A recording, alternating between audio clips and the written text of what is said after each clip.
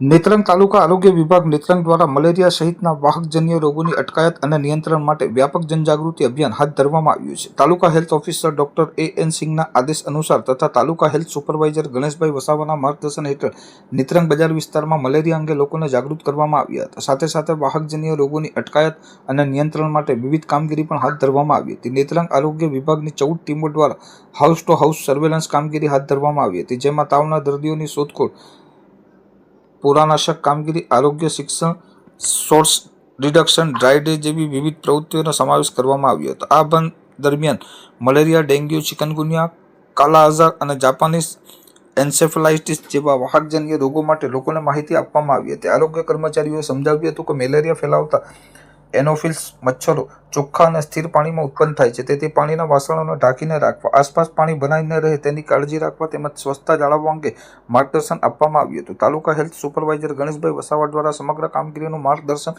અને supportive supervision પૂરું પાડવામાં આવ્યું હતું. આ અંગે તાલુકા હેલ્થ ઓફિસર ડોક્ટર A.N. સિંઘે જણાવ્યું હતું કે મલેરિયા સામેની લડાઈમાં લોકોની સક્રિય ભાગીદારી અત્યંત જરૂરી છે. સ્વચ્છતા જાળવવી અને તાવ જેવા લક્ષણો જણાય તો તાત્કાલિક આરોગ્ય કેન્દ્રમાં તપાસ કરાવવી એ દરેક નાગરિકની જવાબદારી છે. તાલુકાના પ્રાથમિક આરોગ્ય કેન્દ્રો અને આયુષ્યમાન આરોગ્ય મંદિર દ્વારા પણ નાગરિકોને અપીલ કરવામાં આવી છે કે તાવ, ઠંડી લાગવી, ધ્રુજારી થવી અથવા મલેરિયાના અન્ય લક્ષણો જણાય તો નજીકના સરકારી આરોગ્ય કેન્દ્રમાં તાત્કાલિક તપાસ કરાવવી, યોગ્ય સારવાર લેવી.